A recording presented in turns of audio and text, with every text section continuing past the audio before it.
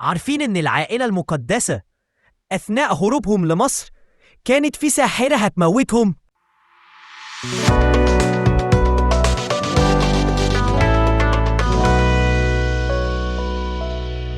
لما هربت العائلة المقدسة لمصر راحوا في أكتر من مكان، ومرة ركبوا مركب وكانوا رايحين الصعيد، وعدوا على بلد كان فيها ساحرة شريرة جدا، والساحرة دي كانت بتاخد فلوس من أي حد يعدي عليها.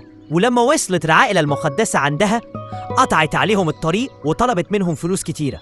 ردت عليها أمنا العذراء وقالت لها ما معناش.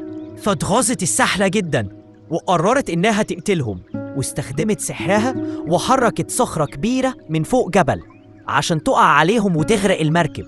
ولما شافت أمنا العذراء الصخرة جاية عليهم خافت على الطفل يسوع جدا، لكن بسرعة مد الطفل يسوع إيده ووقز الصخرة، ووقتها اتطبع كف إيد الطفل يسوع على الصخرة.